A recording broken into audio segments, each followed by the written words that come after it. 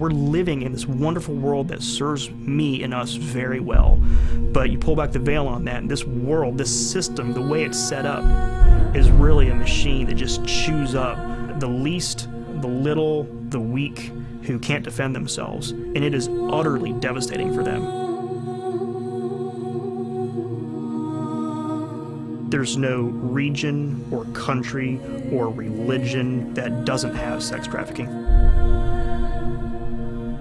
The gals that we see on the streets in Seattle, most of them are 12, 13, 14 years of age. And most Americans think, so glad we're on the backside of slavery, so glad that's over. It's like, no, they're slaves.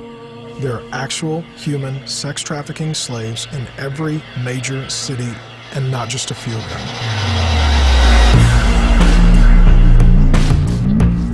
Each and every day you've been abused, whatever kind of abuse that you can think of.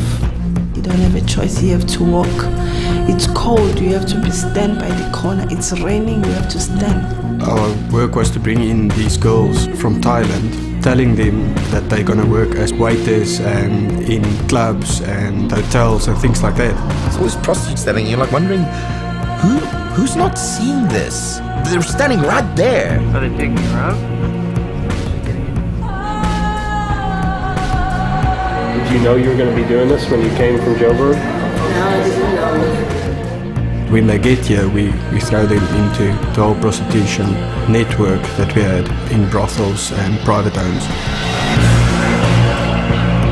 Children as young as 13 can have an abortion without their parents' consent, and so they can come to this hospital and they can have it done here. Do you want to live in fear and to be held captive, or do you want to be free?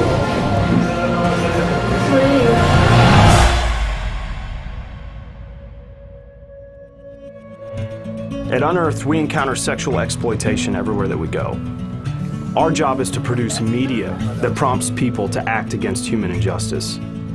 And every time we get back from a trip, internationally or domestically, we're always left with the same question. What are we going to do to help these people? What can one person do about this? There's 27 million people trafficked globally.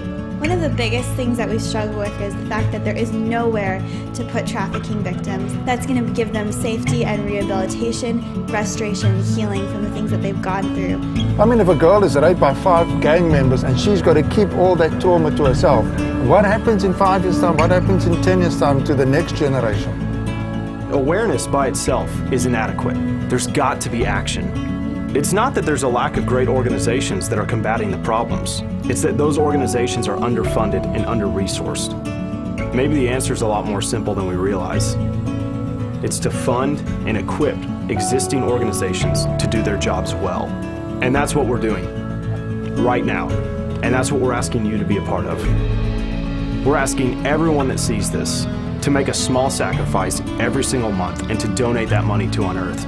Every time we get a donation, we're going to keep a small percentage of it to keep spreading the word and showing you where your money went. But the majority of it is going to go to organizations that we're partnered with. If we can be about making a stand just in our own lives and our own decision making and using the little that we have to be vocal about what is going on and to get serious about stamping this thing out and seeing it for what it is.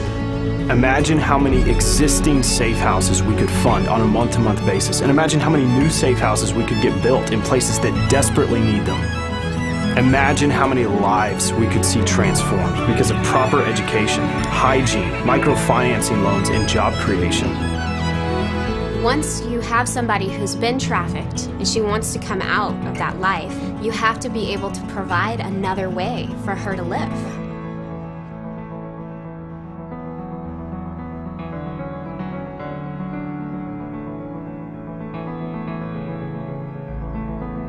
When you sacrifice something small, you're saving lives, and that is huge.